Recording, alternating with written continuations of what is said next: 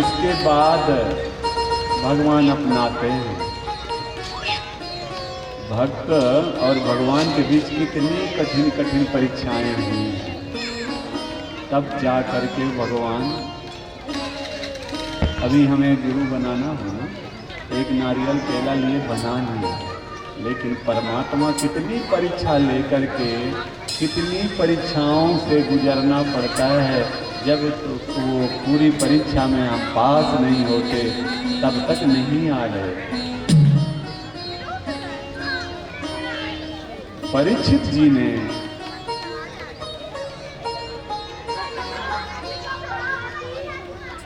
द्वादश भागवतों में प्रहलाद जी का नाम है दैत्य कुल में,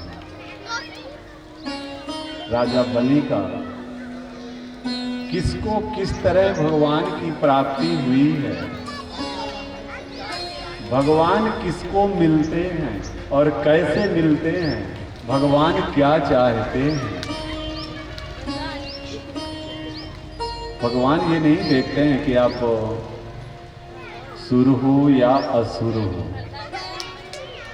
व्याधस्याचरणम ध्रुवस्य चवयो विद्या गजेन्द्रस्य कहा का जातिर्विदुरस्य यादव पते रुग्रस्य किम पौरुषम उपजाया किम तत्र रूपमधिकम किम तत् सुदाम्नो धनम भक्त्या तुष्यति केवलम।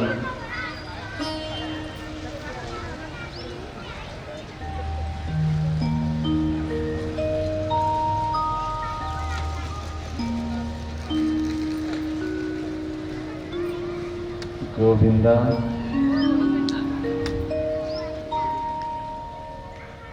हम सिर्फ निवेदन ही करेंगे, कर कितना कीमती समय निकाल के मैया लोग आई हैं ना, उसको क्यों व्यर्थ करें। कितनी मेहनत से समय निकाले होंगे आप, 2 घंटे 3 घंटे, उसको भी अगर हम पूरे 50 साल 60 साल तो इसको खाली ही जा रहे हैं, गिने चुने घंटे ही तो भगवान के काम में हम समर्पित कर रहे हैं। सभी चले गए, थोड़े ही और रह गए। सोच यही रहे हैं, भले अगला पल्ला मिले, लेकिन सोच तो यही रहे। प्रहलाद जी ने, परीक्षित जी ने पूछा सुखदेव जी से कि भगवान समदर्शी हैं, कहते हैं भगवान समदर्शी हैं, लेकिन हमें तो भगवान पक्षपाती दिखे, समदर्शी तो दिखे नहीं। समदर्शी तो समुद्र होता है, कोई भी हो, पानी क्या मना करता है क्या। लेकिन परमात्मा को आप कई बार समदर्शी समदर्शी बोले हैं, लेकिन वो तो देवताओं के ही पक्ष में बोले, ऐसा नहीं है। यही प्रश्न जो अभी आपने किया, बहुत सुंदर प्रश्न किया। तुम्हारे दादा युधिष्ठिर ने यही प्रश्न रासु यज्ञ में नारद जी से किया था। जब भगवान राजसूय यज्ञ में अग्र पूज्य बनने की बारी आती है, तो ये हुआ कि भगवान को ही बनाते हैं, तो शिशुपाल ने ऑब्जेक्शन कर दिया और भगवान ने शिशुपाल को चक्र से, भगवान का बस 2 ही काम है, चक्र यूं है, ठीक ठीक है तो घूम रहा है, नहीं तो फिर यूं है, इतना ही कर रहे हैं ना, यूं किए और यूं किए। भगवान शिशुपाल को 100 गालियां, शिशुपाल कोई और नहीं, इन्हीं का तो बंधु है, बुआ का ही तो लड़का है। 100 गालियां माफ थी, लेकिन शिशुपाल भी शिशुपाल नहीं था।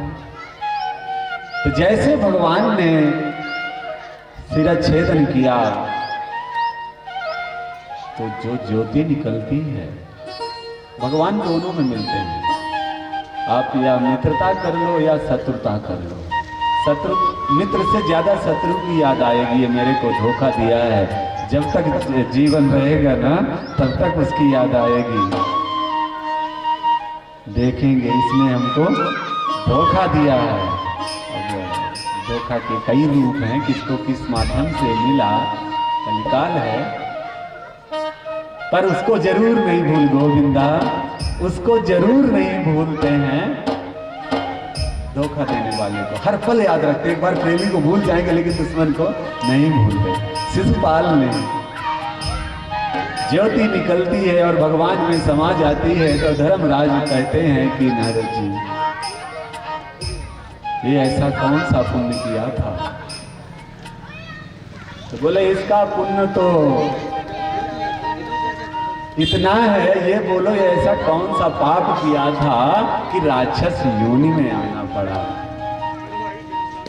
तो बोले ऐसा, बोले हाँ इस मृत्यु लोक में आना पड़ा। तो बोले बताएं। तो नारद जी युधिष्ठिर से कहते हैं एक बार ब्रह्मा के मानस पुत्र सनंदन सनातन सनत कुमार भगवान नारायण की दरबार में गए दर्शन के लिए। जाते हैं दर्शन, तो द्वारपाल तो यही थे जय और विजय। तो कहते हैं कि अगर मूर्ति पावरफुल है, चाहे आप कृष्ण की हो या राम की हो या हनुमान जी की हो या बालाजी की हो, जिस है तो ईश्वर तो एक ही है ना।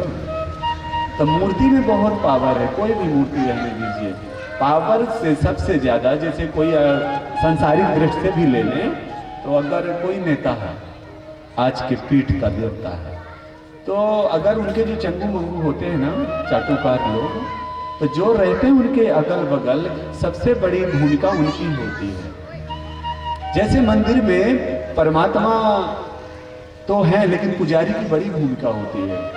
भगवान में हम सुबह से शाम तक मालिश करते रहे, चरणामृत, दूध, दही, शहद, घी इत्यादि भोग नाना प्रकार की सामग्रियों से भोग लगाते रहे। सामने कोई दुखिया आया है, परमात्मा के पास है, हम सभी दुखी हैं, कोई मोक्ष मांग रहा है तो कोई ऐश्वर्य मांग रहा है। तो जैसे हम पुजारी हैं तो हमको उनका प्रसाद तो वहां अर्पण करना चाहिए, उनके भाव तो हमें अर्पण करना चाहिए। इसी तरह जैसे अगर कोई मिलने आया है, आप नेता हैं, तो आपके जो चंगू मंगू द्वारपाल खड़े हैं ना बाहर, अभी व्यस्त हैं, जबकि सच में आप बहुत अच्छे थे, आप अंदर फ्री बैठे थे, लेकिन जो आपके सहपाठी लोग थे तो वो बोले व्यस्त हैं, अभी आप खड़े रहिए, शाम को आइए, सुबह आइए, शाम को आइए। ऐसे करके 2-4 बार और बाद में आपने बंद कर दिया जाना कि भैया जाते हैं, मुलाकात तो होती नहीं, उनके लोग मिलने देते नहीं, वो व्यस्त ही रहते हैं। ऐसा क्या किया हमने, ऐसा क्यों ऐसे आदमी को चुन लिया, अपना प्रतिनिधि बना लिया? फिर धीरे से उनका कहते हैं कि पुजारी पढ़ा हो, योग्य हो, आदर्श हो, ऐसा सचिव हो। फिर देखिए, इसलिए सचिव की व्याख्या सत्य से की गई है। सचिव सत्य श्रद्धा प्रिय नारी, यानी सचिव सत्य हो जिसके अंदर, और प्रेम यानी पत्नी, श्रद्धा जिसके प्रति आप प्रेम कर रहे हो तो उसके प्रति अटूट श्रद्धा हो। और सखा तो माधव ही है।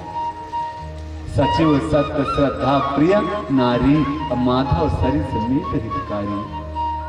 तो भगवान नारायण के पार्षद जय और विजय, अब उनको ज्यादा मद हो गया, हम प्रभु के पार्षद हैं। तो जैसे जाते हैं चारों भाई, तो नहीं जाने दिए।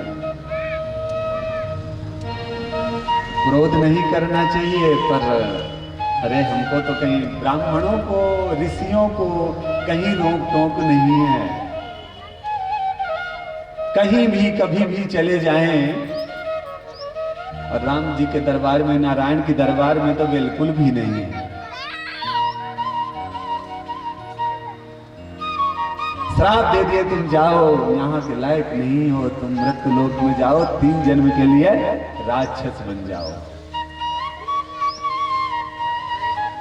अब दया तो साधु है, दयालुता है।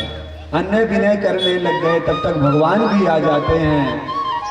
अब भगवान पता है कितने मधुर स्वर से क्या कहते हैं, अरे इनसे ज्यादा तो श्राप के भागीदार तो हम हैं, क्योंकि ये हमारे द्वारपाल हैं।